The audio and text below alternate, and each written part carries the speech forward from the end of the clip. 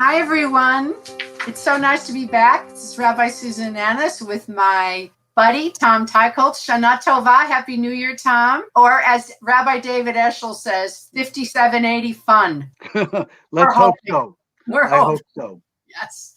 And so how were your holidays? How was your Yom Kippur? You know, I actually had a very interesting Yom Kippur day. I'm a all day at the synagogue guy, and I usually just hang out at Wilshire Boulevard Temple. But this year at home, after the services, which I very much enjoyed, I was able to find online services from all over the country, which I could access. There's a website called My Jewish Learning. I love that website. Yeah, and they have a lot of the links, and then you can go. A lot of the congregations have their own Facebook pages. But for example, Central Synagogue, which is a beautifully restored temple in New York City, had a tribute to Ruth Bader Ginsburg where they sang Hallelujah in Hebrew, and it was very moving. And they also had like a musical and solo dance performance, which I'd never seen in a synagogue on Yom Kippur.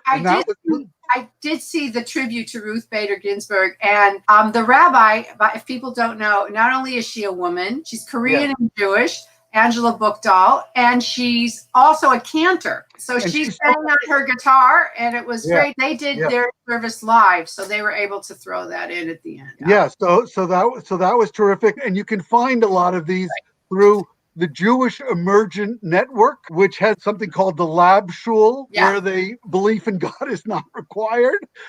Like they start there, and it was really interesting. I visited a Reformed temple in St. Louis, which has a beautiful choir, a congregation in San Antonio that had a very young, perky young rabbi, and there's a old restored synagogue in Washington, D.C. called Sixth and I. Yeah. And they have a very young, very millennial rabbi, and he was in conversation with Sarah Hurwitz. Sarah was Michelle Obama's lead speechwriter. And so they had an amazing conversation about Judaism that I'm sure is still available at Sixth and I's website, and that I highly recommend. Well, those sound great, but I want to put a little plug for Wilshire Boulevard Temple, because we had some pretty amazing programs ourselves, including I showed 2 films on Yom Kippur that are still available on High Flicks, which you turned me on to, by the way. Love it. One of them was nominated for an Academy Award called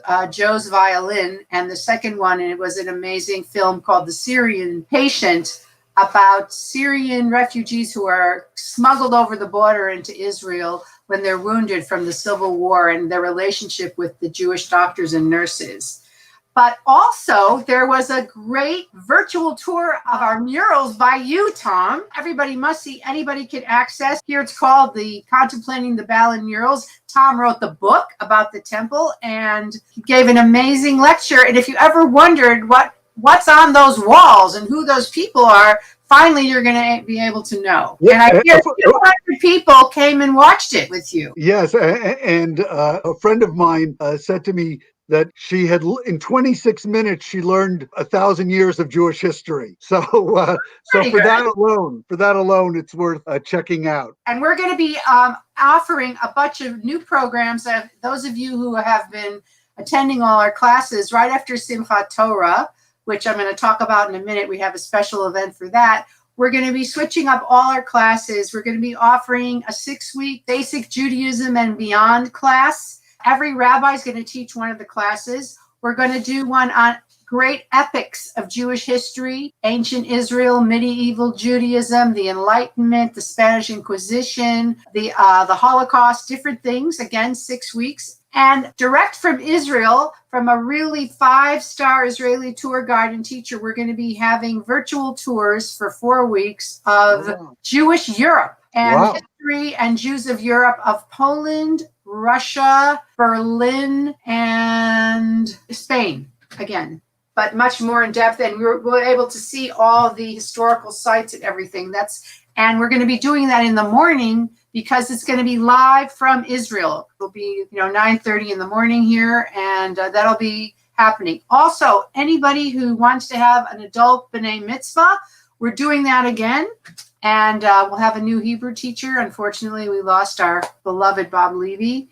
So we'll be doing that as well. Tom and I were both going to talk about this new series called Tehran, which is the hottest thing going. But I just read about it. He saw it.